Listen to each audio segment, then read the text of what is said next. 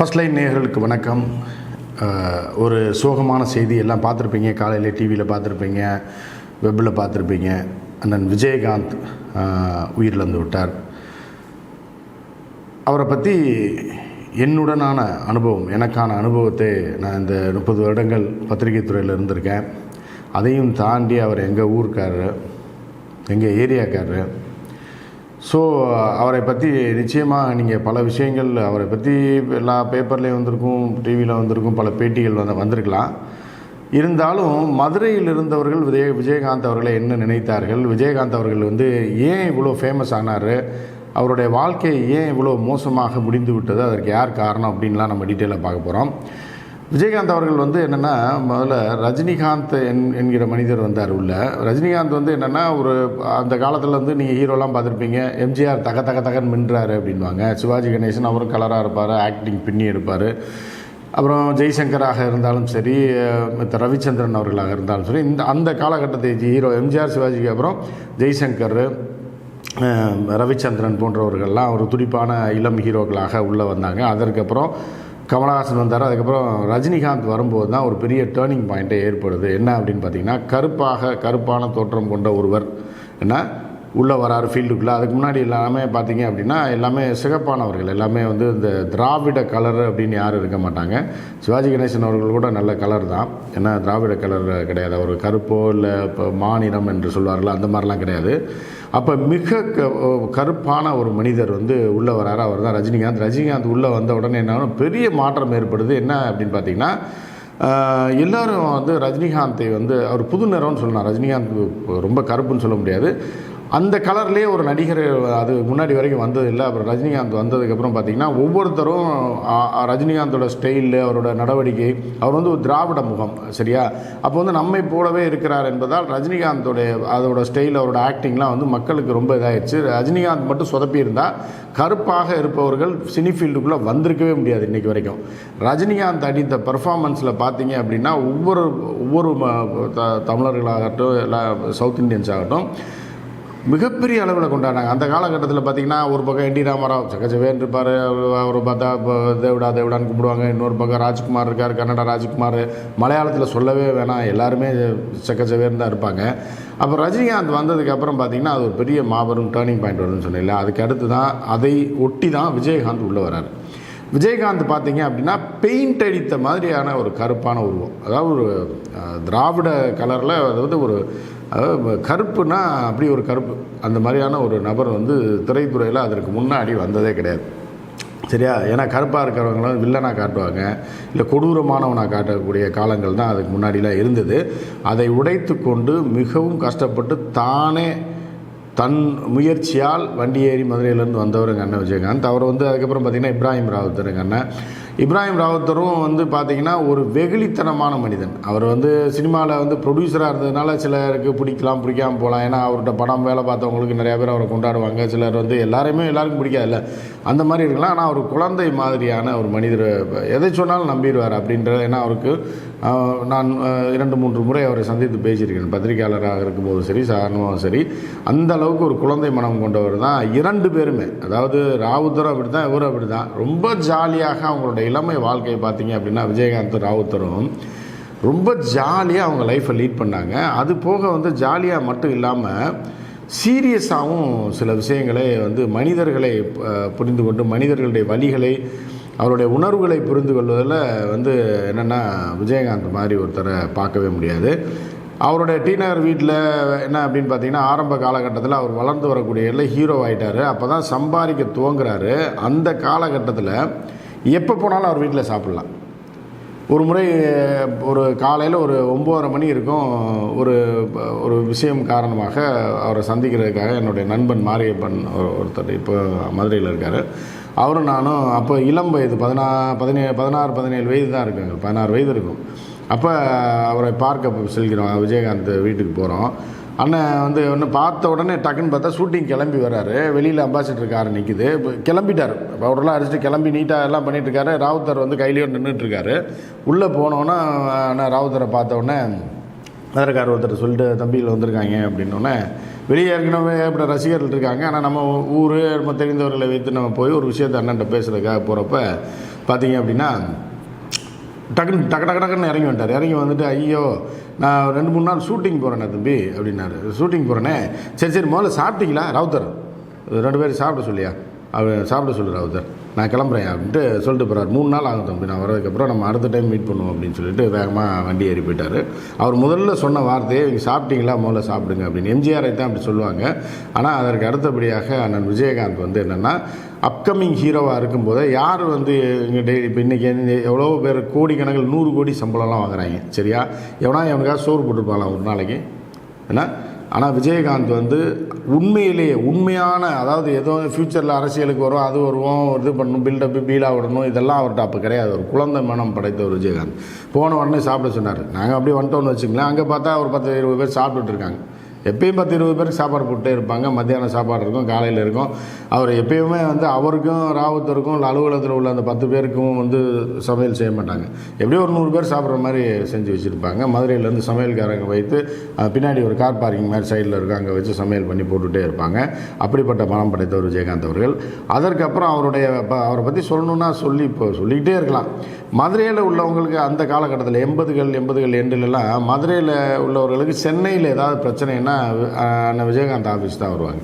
வந்து ஏன்னா அங்கே எல்லாமே மதுரைக்காரனாக தான் இருப்பான். 80% வந்தவொடனே எதாவது சொன்னோன்னே என்ன பிரச்சனை என்ன. அதே மாதிரி பர்மா பஜாரில் ஒரு பிரச்சனை ஆயிடுச்சு.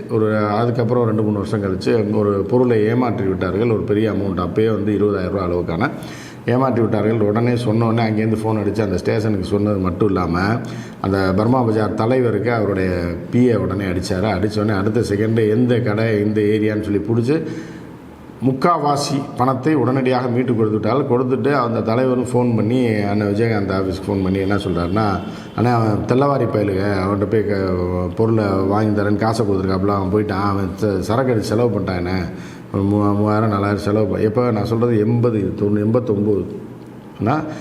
பண்ணிட்டாங்கன்னா மீதி காசை பிடிங்கி கொடுத்துட்டேன், நான் மீதியும் வாங்கி கொடுத்துட்றேன்னு அப்படின்னு.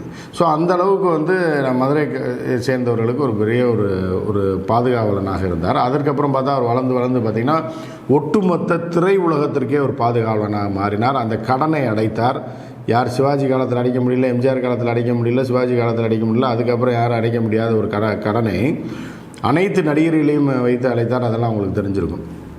அதற்கப்புறம் வந்து என்ன அப்படின்னு பார்த்தீங்கன்னா, அவருடைய வாழ்க்கை எங்கே மாறி போகுது அப்படின்னா, அவர் வந்து எல்லா இடத்துலையும் சொத்து வாங்கி போட்டாங்க. இதுக்கெல்லாம் காரணம் இப்ராஹிம் ராவுத்தர் தான். அதாவது எப்படின்னா, விஜயகாந்த் நடித்து கொண்டே இருப்பார், அவர் சம்பளம் பேசுகிறது, இது போகிறது வர்றது எல்லாமே இவர் தான் பார்த்துட்டு இருந்தார், ராவுத்தர் பார்த்துட்டு இருந்தார். அது போக என்ன பண்ணுவாங்க அப்படின்னா, சொத்துக்களை வாங்கி குவிக்க ஆரம்பித்தாங்க.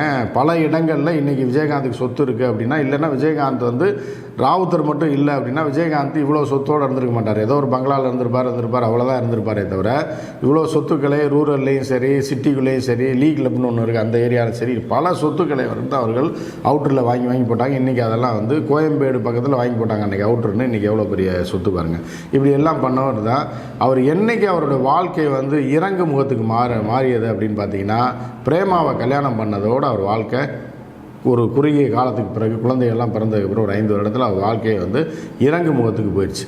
அதுக்கு காரணம் என்ன அப்படின்னா, பிரேமாவோட டாமினேஷன் இவரை பாதுகாத்து கொள்ளவில்லை. ஒரு மனைவியாக இவரை வந்து இவர் உடல்நலத்தையோ இல்லை இவரையோ ஒரு கட்டுப்பாட்டுக்குள் வைத்திருக்கவில்லை. மேலும் அவருக்கு டார்ச்சர் மேலே டார்ச்சர் கொடுத்ததில் அவர் வந்து இதாக இருந்தார். அதுக்கப்புறம் அவர் அரசியலில் இறங்கினார். அரசியலில் இறங்கி மிகப்பெரிய ஒரு இடத்தை பிடித்தார். என்னென்னா, அதாவது வன்னியர் பெல்ட் என்று சொல்லக்கூடிய பகுதியில் நார்த்தில் எல்லாமே நம்ம தமிழர்கள் தானே, எல்லாம் வந்து அந்த கலர்லாம் பார்த்திங்கன்னா கருப்பாக தான் இருக்கும். அந்த பெல்ட்டில் வந்து நார்த் பெல்ட்டில் பார்த்திங்கன்னா தமிழ்நாட்டில் எல்லோரும் நம்மை போன்ற ஒரு மனிதன் ஒரு மிகப்பெரிய இடத்துக்கு வந்திருக்காரு, மிகப்பெரிய ஒரு நடிகராக இருக்கிறாருன்னா அவன் தன்னைத்தானே ஃபீல் பண்ண ஆரம்பித்தான். நம்ம ஒரு ஹீரோ அப்படின்றதை விஜயகாந்தை வைத்து ஃபீல் பண்ண ஆரம்பித்தான். அதனால் என்னென்னா, அவர் அரசியலுக்கு இறங்கினோடனே உடைக்க முடியாத கோட்டை என்று இருந்த வன்னியர் கோட்டையை உடைத்து அவருக்கு வந்து முதல் வெற்றி கிடைத்தது. அதற்கப்புறம் ஜெயலலிதாவெல்லாம் எப்படி கட்டையப்பட்டார்னு உங்களுக்கு தெரியும்.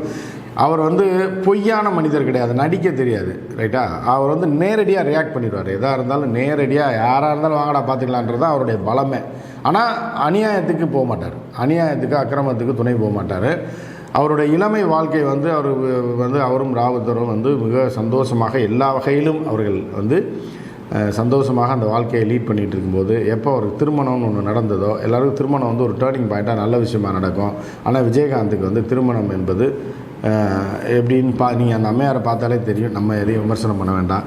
பிரேமலதா எப்படின்னு உங்களுக்கே தெரியும். அப்போ வீட்டுக்குள்ளே எப்படி இருந்திருப்பார் அப்படின்னு தெரியும். வெளியே இது பண்ணுறதெல்லாம் வேறு. ஆனால் அவருடைய காலம் இப்படி முடிய வேண்டுமான்னு கடைசி காலத்தில் அவருக்கு நிற்கக்கூட முடியாமல் அவரை வந்து கயிறு வைத்து கட்டி, வீல் சேரில் கயிறை வச்சு கட்டி அதுக்கு மேலே சட்டையை போட்டு பின்னாடி பையன் பிடிச்சிருக்கான் கொண்டு வந்து அவர் சார்பு அவருக்கு அடுத்து இவங்க பதவி இருக்கிறாங்க தலைவராக. அப்படி என்ன அவசியம் வந்ததுன்னு.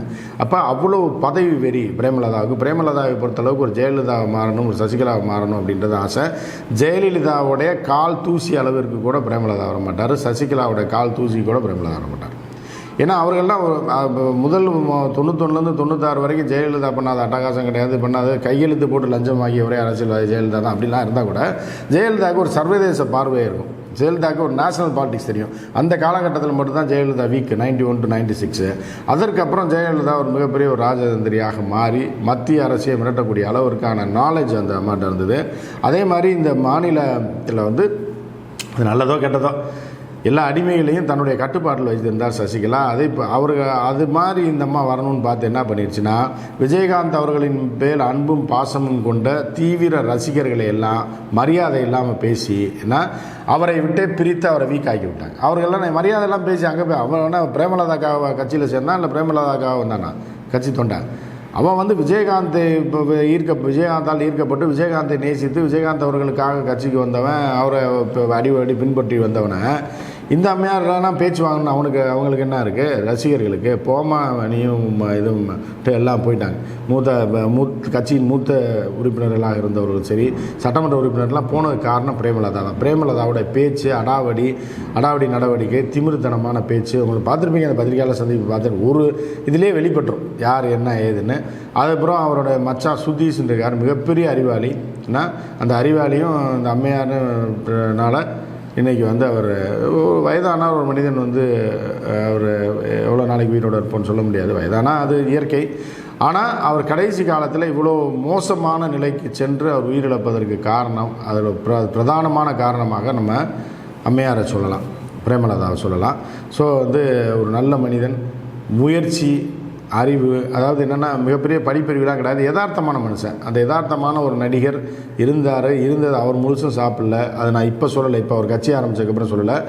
குறைந்த அளவு சம்பளம் வாங்கும்போதே அவர் பலருக்கு தான தர்மங்களை செய்து பலரை வாழ வைத்து பல புதிய இயக்குநர்களை, அதாவது என்னென்னா டிஎஃப்டி முடித்தவனுக்கு வாய்ப்பே தர மாட்டாங்க. விஜயகாந்தினால தாங்க அந்த வாய்ப்பு வந்தது. படித்தவர்கள், அதாவது டிஎஃப்டி முடித்தவர்கள் இயக்குனர் ஆகலாம்னு சொல்லி ஊமை விழிகள் போன்ற படங்களும் சரி, அதுக்கப்புறம் உழவன் மகன், அந்த மாதிரி வரிசையாக வந்து டிஎஃப்டி முடித்த கல்லூரி மாணவர்களுக்கு அவர் வாய்ப்பை வழங்கிய தொடர்ந்து தான் டிஎஃப்டி ராஜ்யமாக இருந்தது ஒரு 10 வருஷம். அனைத்து நடிகர்களையும் இயக்கக்கூடிய வாய்ப்பு டிஎஃப்டி முடித்த இயக்குநர்களுக்கும் ஒளிப்பதிவாளர்களுக்கும் எடிட்டர்களுக்கும் கிடைச்சது காரணம் வந்து விஜயகாந்த். இப்படி அடுக்கிக் கொண்டே போகலாம். இருந்த போதிலும் அவருடைய ஆத்மா சாந்தி அடைய நாம் இறைவனை பிரார்த்தித்துக் கொள்வோம். மற்றும் ஒரு நிகழ்ச்சியில் சந்திப்போம். நன்றி, வணக்கம்.